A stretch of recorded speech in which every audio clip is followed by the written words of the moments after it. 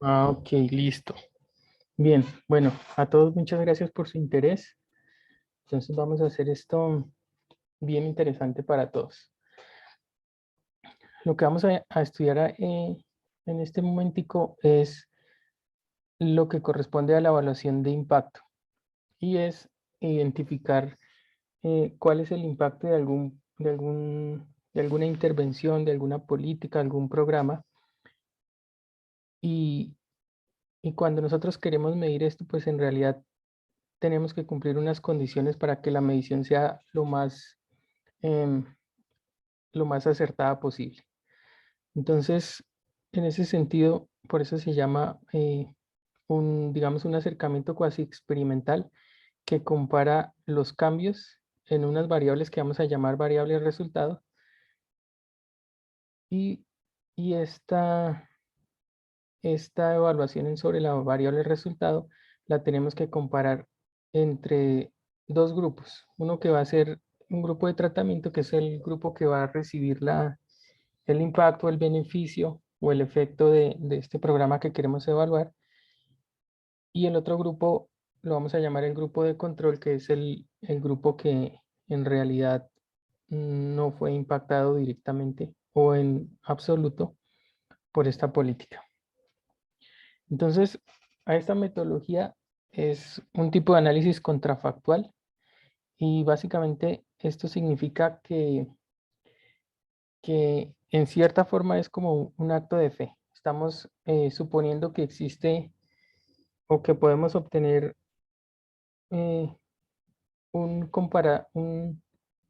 una base de individuos sobre los cuales podemos comparar con otros. Ya vamos a entrar ahí un poquito más en detalle.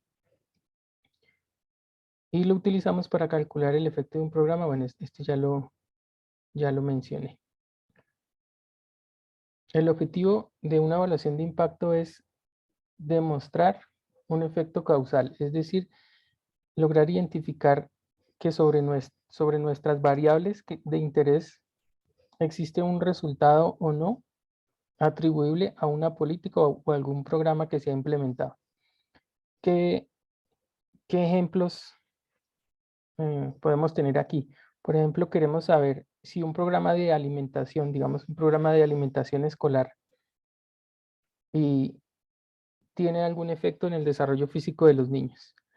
Entonces, para nuestra evaluación de impacto, pues primero tenemos que identificar cuál es nuestra variable respuesta. En este caso, eh, vamos a suponer que la alimentación va a afectar la estatura y el peso de los niños, ¿sí?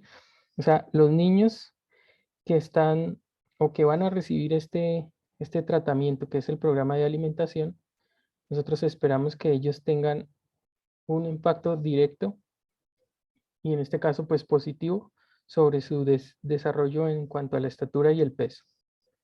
Otro ejemplo puede ser medir la asistencia de los estudiantes a clases cuando se les entrega un subsidio de transporte al hogar, ¿sí? Entonces, eh, aquí lo podemos decir como que el efecto que va a tener este programa o esta política que nosotros queremos implementar va a ser, eh, digamos, aquí nos toca abrir un poquito la imaginación, o igual más adelante de pronto ya queda más claro. Entonces, lo que nosotros queremos medir es si si cuando implementamos nuestro programa tiene un efecto. En este caso significa que la persona que se está beneficiando de alguna forma está, eh, vamos a ponernos en este ejemplo. De alguna forma, el estudiante que está recibiendo esa alimentación adicional en su colegio, de alguna forma su estatura y su peso están subiendo más de lo que hubieran incrementado si él no estuviera en ese programa, ¿sí? Entonces, el efecto real de nuestro programa va a ser exactamente esa diferencia entre lo que pasó y lo que debió haber pasado si ese estudiante no hubiera sido beneficiario del programa. ¿Está claro ahí? Sí, es claro. Sí, claro. Entonces, esto es lo fundamental. Queremos saber, ya que esta persona o este individuo recibió o es objeto de algún beneficio, alguna política, entonces, ¿cómo mejoró su vida o cómo cambiaron sus variables con respecto a lo que hubieran sido esas mismas variables si él no hubiera sido beneficiado u objeto de esa política o programa o lo que sea? Eso es a lo que queremos llegar. Queremos medir esa diferencia, ¿sí? Entonces, gráficamente, por ejemplo, lo podemos ver así. Aquí nosotros estaríamos graficando en el eje Y nuestra variable resultado, sobre la que queremos medir el impacto de nuestro programa, nuestra política, lo que sea. Y en el eje X, normalmente, pues, nosotros vamos a tomar el tiempo. Y lo que nosotros vamos a ver son una serie de observaciones en el tiempo de esa variable resultado, ¿sí? Y nosotros aquí podemos entender que existe como alguna dinámica que sería, en nuestro ejemplo, eh, el crecimiento normal del estudiante dadas sus condiciones de alimentación en su casa, el ejercicio que él hace, sus características genéticas, todo eso que hace que él tenga esta dinámica de crecimiento. Y en algún momento, este individuo recibe eh, o es, en otras palabras, es impactado por esta intervención, esta política, este programa, y nosotros queremos saber si el hecho de esa ocurrencia va a generar un desvío en la trayectoria que él debía tener sin esa intervención, ¿sí? Y lo mismo, con el pasar del tiempo, entonces nosotros esperamos ver el efecto de esa intervención en nuestra variable resultado. Y puede que esto tenga algún tipo de persistencia en el tiempo que puede ser, que puede perdurar o no. Eso depende pues de muchos factores. Pero en principio, esta es, esta es eh, digamos, la esencia de la evaluación de impacto. Identificar, cuantificar de la forma más acertada posible esta diferencia. Dice, pregunta Alex si la grabación se subiría a la página de Correlation One. Yo no creo, pero yo les voy a compartir un link de YouTube. ¿Listo? No creo porque esto no hace parte del programa. Hace parte es de unas dudas que han surgido en unos equipos, entonces me pareció pertinente compartir esta información con todos. Pero no creo que sea directamente con la página de Correlation Web.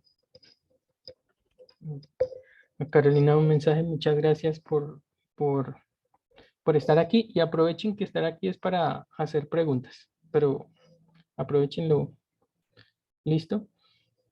Entonces, bueno, aquí contrafactual. Entonces, ahora voy a definir un poquito mejor qué es este contrafactual.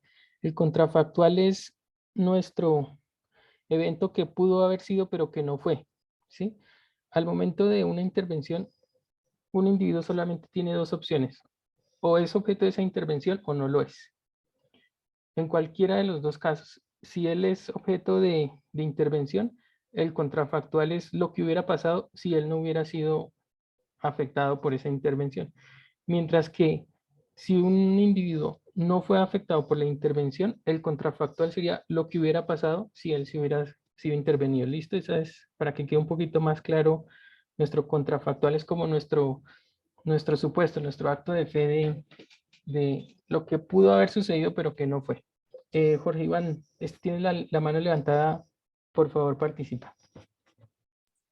Preguntica, para nosotros medir el impacto, la tendencia que se ve ahí, antes de la intervención y después de la intervención, esta parte contrafactual, ¿debe ser un patrón lineal necesariamente o simplemente No, conocer de pronto el modelo? El crecimiento de los niños en este caso, por ejemplo. es una buena aproximación y ya vamos a ver una metodología muy sencilla, realmente muy sencilla para responder esa pregunta. Y sí tiene que ver con lo que tú estás diciendo. Nosotros vemos que esa intervención hace un cambio en la dinámica y le va, en este caso, por ejemplo, vemos que cambia la pendiente. Entonces, sí va por ese lado. Y de hecho la medición es bastante sencilla. Ya vamos para allá. Voy a ampliar esto acá un poquito para que se vea mejor. Perdón, el descuadre. Listo. Entonces, una pregunta de JSBRICEN. Dice, hola, me imagino que estoy adelantando, pero ¿cuál es la forma de establecer el escenario contrafactual? Listo, si te estás adelantando y ya vamos para allá. Es exactamente lo que vamos a tratar acá. Trato de comparar dos poblaciones similares, exactamente. Donde una se le aplicó el programa, de la otra no. Exacto, esa es. Ya JSBRICEN, que voy a suponer que es José, no sé quién sea, pero esa es la idea. Se genera una modelación estocástica para obtener el resultado contrafactual y comparar el resultado después del impacto. Sí, muy acertado, por ahí va. El de control serían los elegibles del programa. Sí, Juan David, eso es. Entonces ya vamos para allá a explicar. Listo. Entonces, como les decía, si nos centramos en el individuo, él solamente tiene dos opciones, participa o no participa. Y ya sea que participe o no participa, pues en realidad no sabemos qué hubiera pasado si hubiera sucedido lo contrario de lo que pasó. Entonces, esto es lo que dificulta realmente medir cuál es el impacto de un tratamiento, de una política. Es como un A/B testing. Sí, correcto. Esto es muy similar. Entonces, para solucionar este problema de que no tenemos digamos así, visto de esta forma, pues no tenemos un contrafactual, pues ¿cómo lo construimos? Entonces, aquí está el principio, ¿no? Todos los individuos, digamos, puede que tengamos información o no de sus características observables, pero en principio una aleatorización o la forma en que se elige su participación en el programa, pues nos va generando cuáles son esos grupos, el que va a recibir el tratamiento y el que no. Entonces, como les decía, lo ideal es que la asignación de la participación o la asignación del individuo dentro del grupo de tratamiento de control debería ser de forma aleatoria. Eso es lo ideal. Y sobre todo, que al ser de forma aleatoria, los grupos fueran balanceados en sus características observables y no observables. O sea, aquí, por ejemplo, a lo que nos referimos es que los grupos, tratamiento y control, tengan las mismas distribuciones con respecto a sus variables. Entonces, que sean grupos de, digamos, si hacemos un histograma con respecto a su edad, entonces que la distribución de frecuencia sobre esta variable pues sea la misma en ambos grupos, ya sea, digamos, fuera de esta variable edad, puede ser la variable de ingreso, de educación, de género. Todo lo que nosotros podamos observar de los individuos, lo más deseable es que las distribuciones de esas variables en ambos grupos sean las mismas. Y esto es lo que normalmente uno espera con la aleatorización, que a veces por el tamaño de las muestras puede que no suceda. ¿Sí? Entonces, por eso recalco, lo ideal es que sea aleatorio y que sea balanceado los dos grupos en sus características.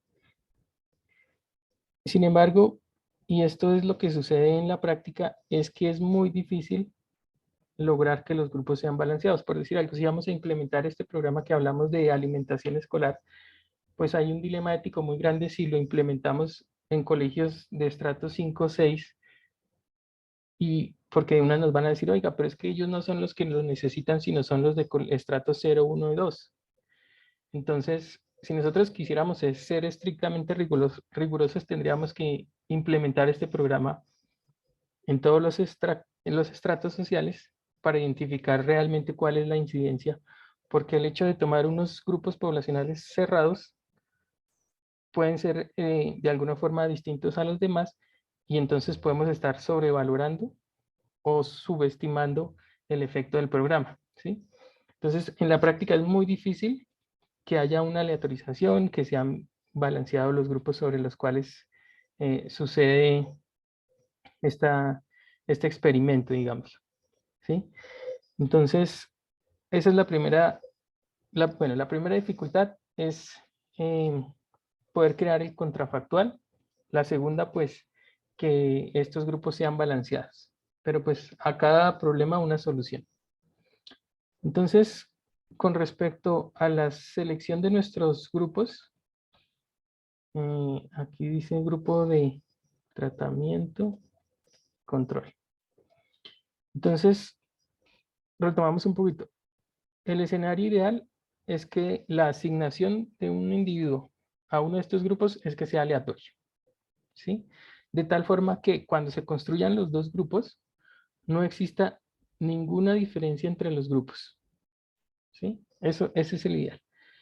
La única diferencia que nosotros queremos que exista es que uno está en un grupo, o sea, el individuo fue seleccionado para el grupo de tratamiento y el de control. De resto deberían ser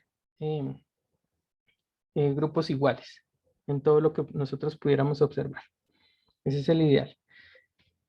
Hay una cosa muy parecida a la aleatorización y es cuando suceden experimentos naturales.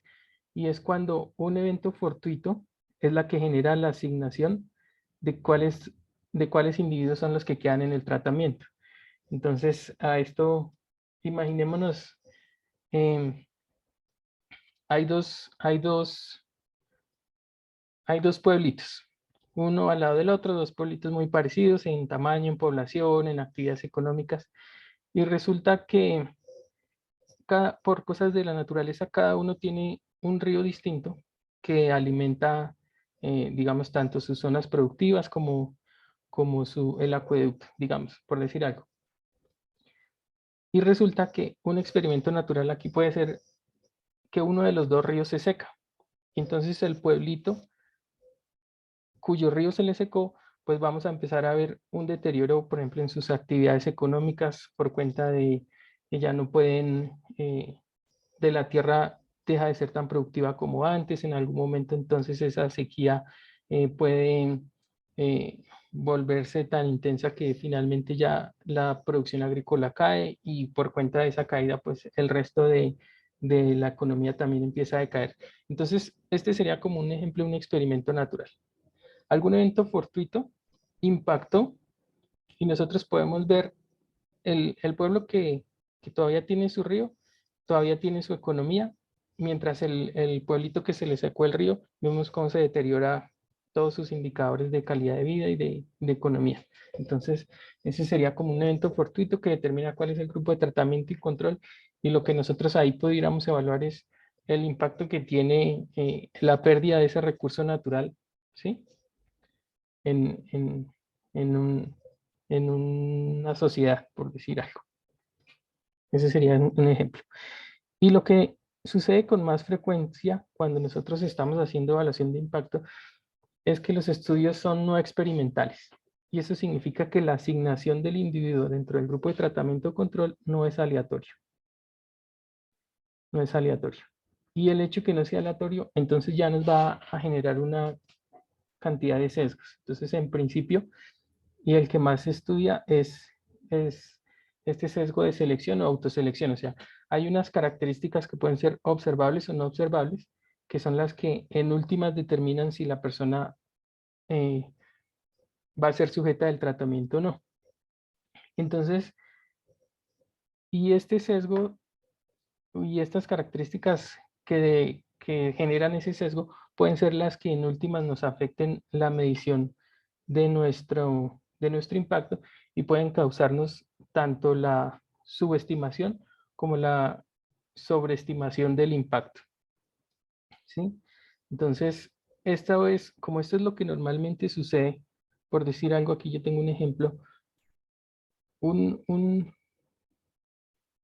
un ejemplo de autoselección está la convocatoria de Correlation One y en principio todas las personas se pueden inscribir. Pero en la práctica, ¿quiénes son las que en realidad se inscriben? Entonces, son aquellas personas que tienen interés en aprender, que tienen unos conocimientos de base en algunas áreas. Entonces, ahí ya existe un sesgo de autoselección, ¿sí? Entonces, hay unas características que si bien la convocatoria es abierta para todo el mundo, digamos, quien abre la convocatoria no puede identificar realmente en principio quiénes son los que sí se van a inscribir, a pesar de que lo abra para todo el mundo. ¿Sí? Ahí, listo. Antes de continuar, hasta ahí está claro estos tres tipos de escenarios donde se desarrolla la evaluación de impacto. Carolina dice, sí está claro. ¿Alguien tiene, Alex dice también, sí está claro. ¿Alguien tiene dudas? Aquí las podemos ir aclarando, esa es la idea. Listo, bien. Recuerden que pueden activar el micrófono, interrumpir, hacer la pregunta. Este es el espacio para eso. Listo. Entonces, ya sabemos, ya tenemos la noción de qué es una intervención, un tratamiento, una política. Ya sabemos que tenemos que tener dos grupos para poder hacer esta medición, tratamiento y control. Y ya sabemos que es deseable que haya una aleatorización. Sin embargo, sabemos que no siempre se da. Entonces, nuestro problema a resolver es identificamos nuestra variable resultado, que en el ejemplo del programa de alimentación, pues va a ser la estatura de los niños y el peso de los niños. ¿Sí? Entonces tenemos nuestra variable resultado. Y queremos estimar sobre estas variables resultado, o variables pueden ser, no necesariamente es una, pueden ser varias, queremos estimar el resultado que tiene nuestro tratamiento. ¿Sí? Entonces para eso tenemos que pensar en cuál va a ser la diferencia entre entre los tratados y el grupo de control. O sea, cómo evoluciona al tiempo estas variables respuesta, estas variables resultado, pues, ¿sí? En ambos grupos. Tenemos que saber cómo van a evolucionar en ambos grupos. Y aquí hay una observación pequeña y es que nosotros aquí estamos jugando también con el tiempo. Y es que si nosotros implementamos el programa hoy, en 8 días no podemos esperar que ya hayan unos resultados significativos en nuestras variables resultados. A veces esto toma meses, años, y este seguimiento nosotros pues lo podemos hacer de forma periódica y consecutiva. ¿Listo? Entonces, en ese sentido, pues por eso aquí en nuestra gráfica vemos como varios punticos que nos lo indican así. ¿Listo?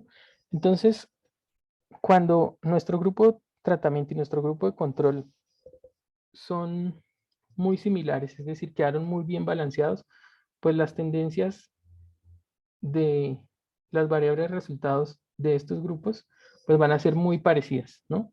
Entonces, esa es una muy buena primera señal de que hicimos muy bien el ejercicio de la asignación, ¿sí? Entonces, y lo que nos interesa ver, como ya lo vimos antes, es cómo cambió nuestro grupo de tratamiento después del impacto y eso lo vamos a comparar con nuestro grupo de control. ¿Listo? ¿Hasta ahí está clara esa intuición?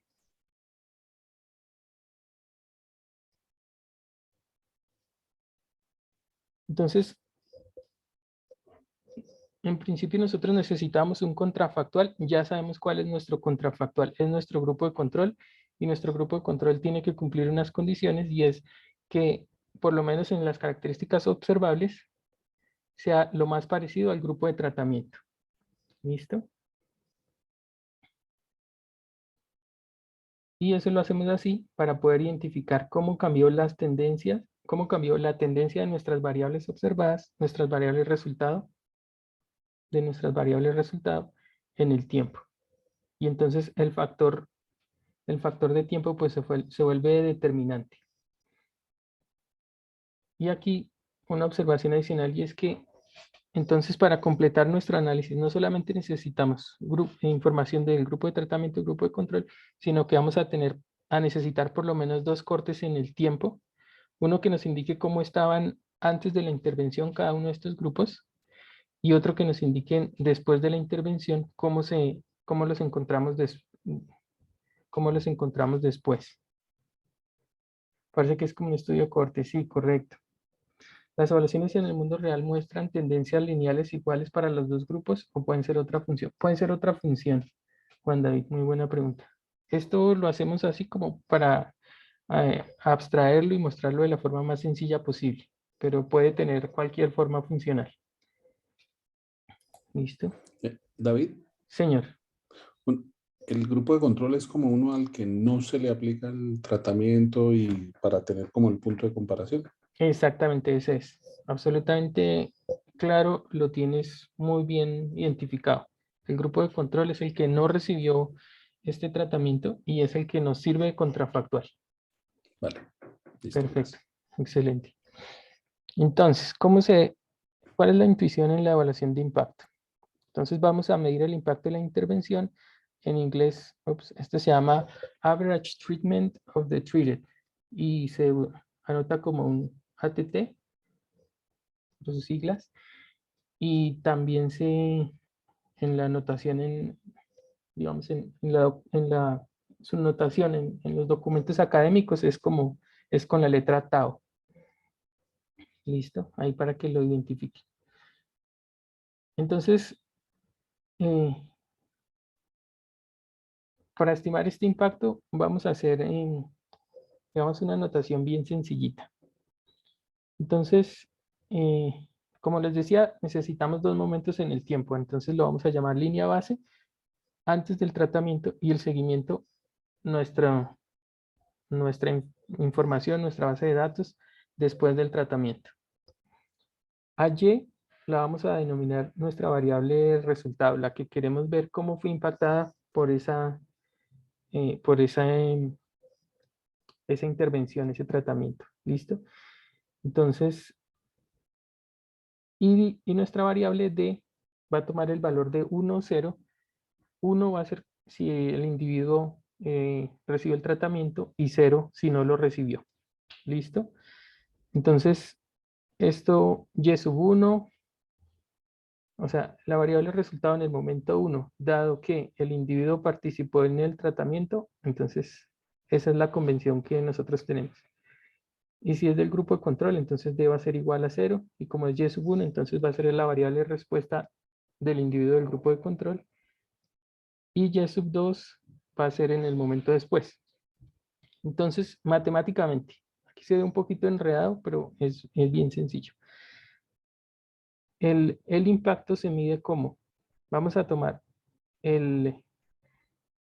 esto es, si se fijan, D igual 1 es que participó en el tratamiento, ¿no?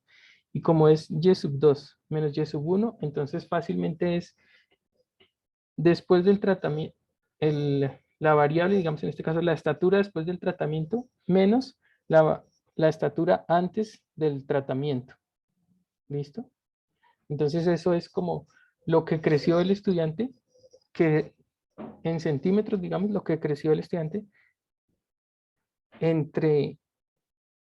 o sea, desde antes y después del tratamiento. Y a eso le vamos a restar lo mismo que creció otro estudiante que no estaba en el tratamiento, o sea, que era del grupo de control. Si lo ven, está sencillísimo. ¿Cuánto creció o cuánto evolucionó esa variable de quien fue tratado? Menos cuánto evolucionó de quien no fue tratado. ¿Ahí está claro? Sí, David, pero a mí me surgió una preguntita. Dale. Es sobre, digamos, si uno tiene, digamos, más, digamos, años antes y años después, no sé, digamos, 10 años después de que se hizo la política y 10 años antes. Entonces, uno lo que haría ahí es como una media o qué sería, digamos, ahí para tener en cuenta toda la información. Digamos, en ese periodo tan grande, pues pueden haber afectado muchísimas otras más cosas. Entonces sería pues hacer esa anotación, como que se está comparando grupo de tratamiento y control en una franja temporal de 10 años. Pero en principio es lo mismo. O sea, tú miras cuánto evolucionó tu grupo de tratamiento y le restas cuánto evolucionó el grupo de control y esa es tu estimación del impacto. Sí, claro, pero es que digamos, como el tratamiento se demora tiempo digamos, en tomar efecto, entonces, digamos, sí, Entonces, digamos, cuánto tiempo sería apropiado. no, pues, depende del tipo de experimento. Y lo que normalmente hacen es que lo hacen, si tienen los recursos, hacen varias tomas de esa información en el tiempo, ¿sí? Entonces lo que tú dices, en un año, en 5 años, en 10 años, en 15 años. Y lo que hacen es que cuantifican toda esa evolución. Entre 0 y 1 año, este es el impacto. De 1 a 3 años se vio que el impacto sigue con tendencia creciente o se estabiliza o empieza a disminuir el impacto, ¿sí?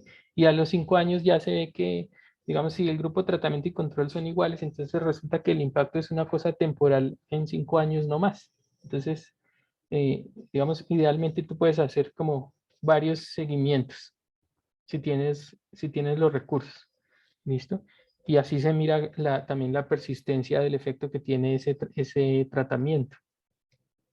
David, una pregunta, pero el periodo antes y después debe ser el mismo. O sea, mire, yo comparo 3 meses antes con 3 meses después, Sí, puede ser. un año antes, un año después, así. Sí, puede ser simétrico. Sí. No, puede ser simétrico. No es obligatorio, pero digamos, es según las necesidades que tú tengas. Y pues las consideraciones. O sea, si hay algo que se nota, un impacto que se va a notar muy rápido, pues la idea es hacer ese seguimiento muy rápido. ¿Sí? Pero digamos, depende ahí del experimento. Entonces, aquí este es un ejemplo súper sencillo, súper sencillo. Entonces dice, vamos a tener esto. Tenemos en nuestra línea base, o sea, en nuestro primer momento del tiempo, nuestros dos grupos, tratamiento y control. Entonces, nuestra variable observada en el grupo de tratamiento, que puede ser, por ejemplo, el promedio de la edad de los estudiantes que van a recibir digamos, este programa de alimentación, ¿sí? Entonces pesaban 30 kilos. Por cosas de la vida, cogieron a los más gorditos y dijeron, a esto les vamos a dar más comidita. Y el grupo de control, los que no fueron elegidos, su promedio era 20 kilos de peso. Al cabo de un año de su participación en el programa, los estudiantes que recibían su alimentación estaban pesando 70 kilos, mientras que los del grupo de control estaban pesando 30 kilos. Entonces nos dicen, bueno, ¿cómo medimos el impacto de este programa? Entonces, el ejercicio es bien sencillito. Entonces, miramos cómo evolucionó nuestro grupo de tratamiento y le restamos cómo evolucionó el de control. Y por esto se llama diferencia en diferencias, porque es básicamente, hacemos esta resta y luego le restamos la otra resta. De ahí viene el nombre de diferencia en diferencias. Entonces, ¿cómo evolucionó el grupo de tratamiento? De 30 pasó a 70 kilos, o sea, subió 40 kilos. Y el grupo de control de 20 pasó a 30 kilos, o sea, subió 10 kilos. Y entonces el efecto medio del tratamiento sobre los tratados es 30 kilos. Entonces, grábense esta imagen. Esto es cómo se mide el impacto de una política, de un programa. Y por eso se llama diferencia en diferencias. ¿Listo? Hasta ahí sencillito, o ya los enredé. No, pues está sencillo. Es sencillito, es súper sencillo. Juan David, tienes la mano levantada. Vamos. Sí, ahí, o sea, ahí estás haciendo como seguimiento menos línea base para tratamiento y lo Exactamente, mismo para control, pero exactamente. también se puede por línea, o sea, por, digamos, seguimiento, tratamiento menos control, Sí, menos, claro, y porque daría, ahí tú estás identificando y matemáticamente también te debería dar si está bien planteado, ¿sí? Y estás haciendo, o sea, estás midiendo como la evolución desde otra óptica. Esta como la estoy planteando aquí es la más intuitiva, pero lo que tú dices así también se hace y el resultado es el mismo en todo caso. listo, gracias.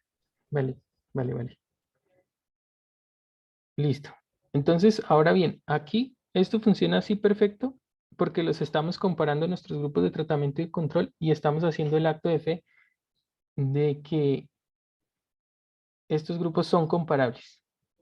Entonces, la pregunta es, ¿en realidad son comparables? Y aquí es donde ya se pone más técnica la cosa. Y como les comentaba, normalmente cuando no hay aleatorización ni es un experimento natural, entonces vamos a tener algún tipo de sesgo de selección o de autoselección. ¿Listo? Entonces, en medio de este sesgo que ya sabemos que va a estar ahí, lo que nosotros tenemos que hacer es que más o menos como una depuración de nuestro grupo de control, ¿sí?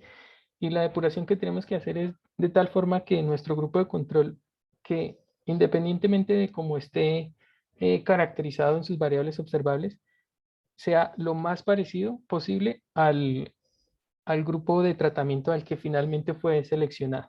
Y entonces, por eso lo llamamos que vamos a buscar el clon o los clones, porque si bien en el contrafactual estábamos hablando de un individuo, en realidad pueden ser varios. Y lo que nosotros vamos a hacer es compararlos, por ejemplo, en sus promedios, ¿sí?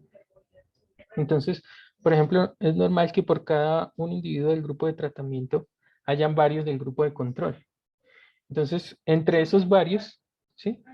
Tenemos que buscar quién es el que más se parece para que nuestra estimación de la diferencia en diferencia sea lo más cercana posible al valor real del impacto que tiene nuestra intervención, nuestro tratamiento, nuestro programa, nuestra política, como sea que se llame.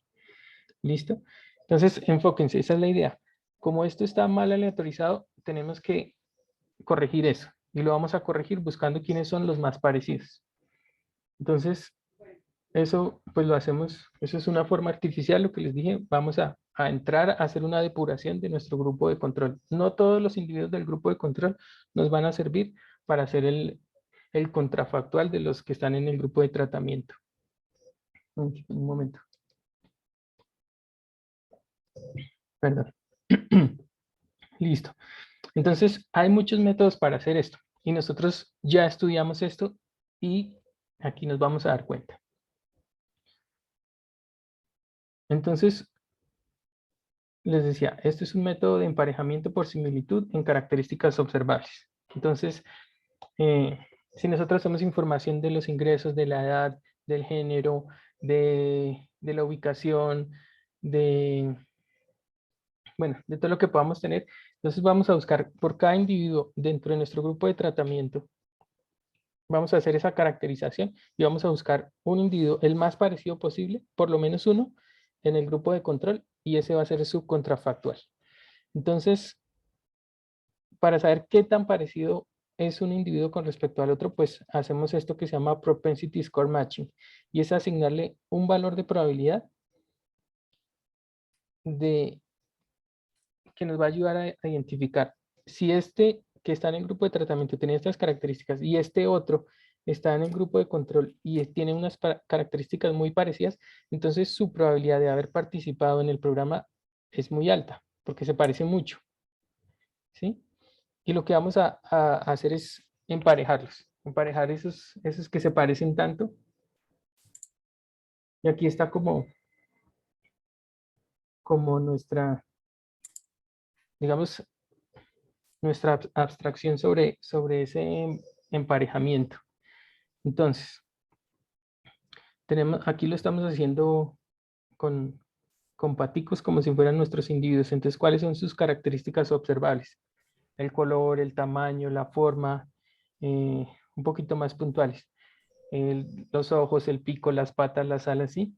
Entonces buscamos en nuestro grupo de tratamiento. Mierda. Señora. Ok.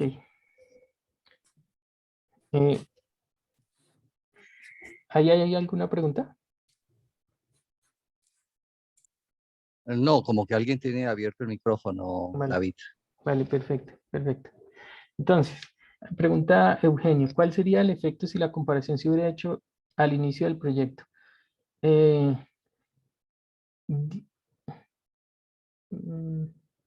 Al inicio del proyecto. Idealmente, ¿qué pasó acá? Idealmente, nosotros queremos información de los individuos de ambos grupos lo más cercano posible al inicio del proyecto, ¿sí? De pronto si la tomamos 10 años antes, 5 años antes, de pronto ya esa información para el momento del proyecto ya no es tan relevante porque muchas de nuestras variables respuesta que queremos analizar puede que ya se hayan visto afectadas, no directamente por nuestro programa, y entonces cuando miremos nuestro programa, pues vamos a tener ese ruido de otras cosas. La siguiente pregunta, Jorge Iván Jaramillo. No importa que queden muy desbalanceados, sí importa. Y lo ideal es corregir ese desbalance. Entonces, esto es lo que estamos viendo. Una aproximación a corregir ese desbalance es propensity score matching, y es asignarle una probabilidad al individuo de tal forma que nos indique qué tan parecido sea a uno que sí participó, y de esa forma tener como la claridad que su probabilidad de participar en el evento hubiera sido alta. Entonces pregunta, digamos, si solo encontramos un ejemplar comparable, si eso es lo que tenemos, así también funciona. Y de hecho, esa es la siguiente herramienta que se utiliza, que nosotros ya la vimos, y es el vecino más cercano. Así sea un individuo, ese te puede servir, ¿sí? Idealmente, pues tener varios. La variabilidad es lo que enriquece todos estos modelos estadísticos. Pero si tienes uno solo, en esta metodología funciona. ¿Por qué? Porque en todo caso, uno aspira a que, aunque un individuo dentro del grupo de tratamiento tenga solo un contrafactual en su grupo de control, ese sesgo probable que hay ahí por ser un único, se puede ir suavizando y minimizando en la medida que tenemos más individuos dentro del grupo de tratamiento que son comparables con más individuos. Pero si al final es uno y uno, en todo caso funciona. Si la probabilidad, o en este caso, la distancia entre el individuo de un grupo y el del otro no es muy lejana. Dime, Erika, que tienes la mano levantada.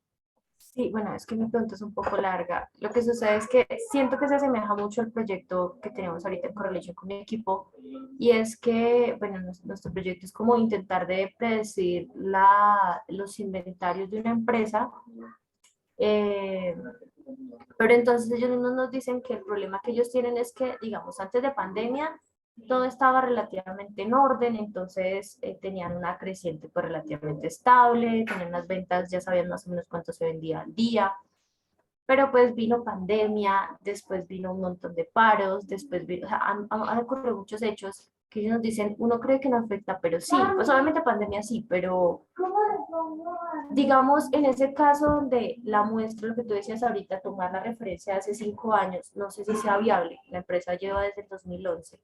Sí. Pero no sabemos si tomar, digamos, para analizar las ventas del 2019, que fue un año antes de pandemia. Pero bueno, lo otro es como que no sabemos si tomar solo un año o en definitiva mandarnos con las ventas de este 2022, que pues también han estado un poquito locas. No sabemos cómo manejar eso, digamos, qué rango de fechas usar, porque pues desde hace mucho tiempo venimos con una economía bastante inestable. No sé, ¿tú qué nos podrías aconsejar? Bueno, ojo, hay varias cosas. Una, por ejemplo, estudien esto que tiene que ver con detección de anomalías y cómo corregirlas. Y es parecido a una cosa que vimos el sábado en la otra clase, y es que cuando tenemos datos atípicos, puede que esos nos estén generando un ruido muy grande con respecto a la tendencia natural que deberían tener digamos, nuestras variables.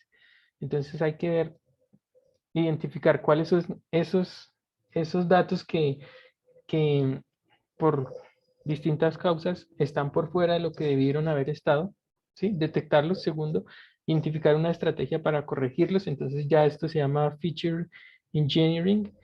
Entonces, revisen ese tema. Y como me estás hablando de series de tiempo, entonces también pues revisa qué modelos de series de tiempo pueden servirles para eso.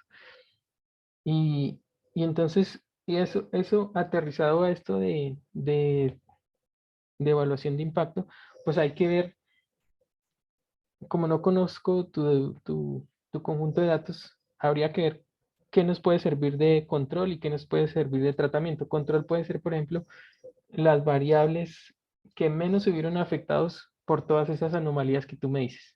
Ese puede ser nuestro grupo de control, nuestro contrafactual. O sea, si las demás cosas no hubieran sucedido, todo lo demás se debió haber comportado parecido a esto.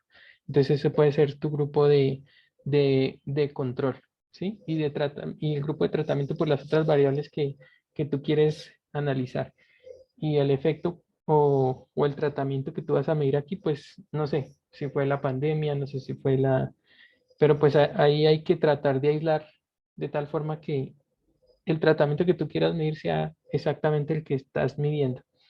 Y con respecto a qué periodos del tiempo tomar, pues resulta que estos modelos de series de tiempo son muy sensibles en ese principio que nosotros conocemos de trash in, trash out, y es que si tú le metes muchos datos atípicos, pues el pronóstico que te va a dar son unas cosas que tampoco tienen mucho sentido.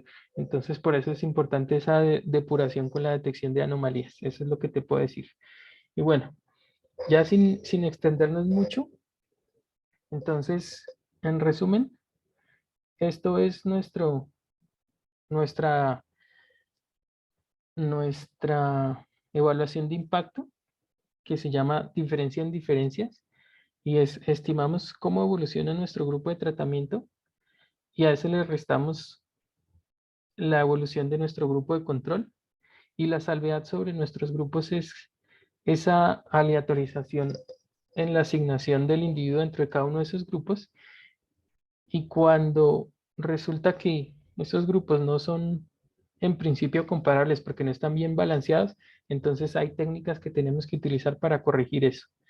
Entonces está nuestro propensity score matching, está nuestro vecino más cercano, y esto acuérdense, pues lo vimos, K-nearest neighbor, y también está, por ejemplo, uno muy parecido, y es el K-means. En el K-means nosotros tenemos, digamos, pensémoslo en un plano, tenemos muchos punticos, y lo que queremos es agrupar entre, digamos, agrupar en una cantidad de clusters que nosotros designamos. Entonces, imagínense que esa cantidad de punticos nosotros los pudiéramos separar, ¿sí? De tal forma que, digamos, partirlo en dos. En uno quedaron los de tratamiento y en otro quedaron los de control, ¿sí? Y cuando nosotros hacemos el K-means, nosotros ponemos unos centroides y alrededor de esos centroides es que se generan los grupos. Entonces imagínense que como nosotros los separamos, ¿no? Tratamiento y control. Pongamos el de tratamiento sobre el de control, y alrededor de cada uno de esos individuos tratados vamos a hacer a correr este algoritmo de K-means, ¿sí? Entonces cada individuo tratado va a ser un centroide, y los que estén a su alrededor, ¿se acuerdan que eso se pintaba de colores? Los que estén a su alrededor van a ser los vecinos más cercanos, que van a ser nuestros contrafactuales, ¿sí? Entonces, esa es la intuición. O sea, esto lo vimos, pero pensando en otras cosas, y aquí aplica de la misma forma. ¿Listo? Entonces, ese era el mensaje. Yo creo que ya nos queda poquitico tiempo para irnos a la clase. Listo. Entonces, yo creo que nos toca dejar hasta ahí. David, ojalá se repita.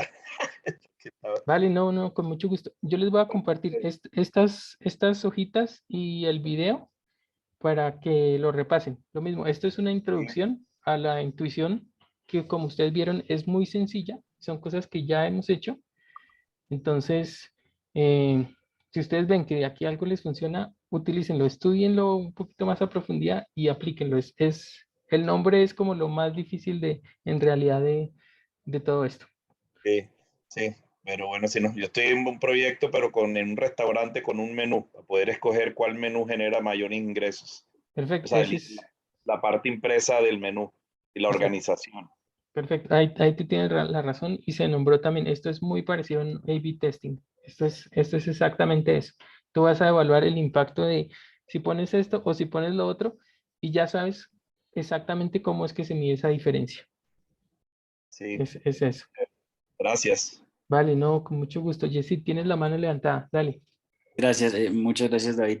Quería preguntarte si de pronto tienes algún ejemplo práctico, digamos así, sea como muy sencillo en Python, que a veces es como más chévere de pronto si uno lo tiene ahí, como para poder repasarlo ya ahí sobre un notebook e ir viendo como los datos. Listo, No voy a sé si buscarlo. Te lo Digamos, aquí no quise hacerlo un poquito más distinto y me salí el notebook, pero sí armamos ese ejemplo. Esto no te preocupes. Listo, Daniel, última pregunta para irnos a la clase.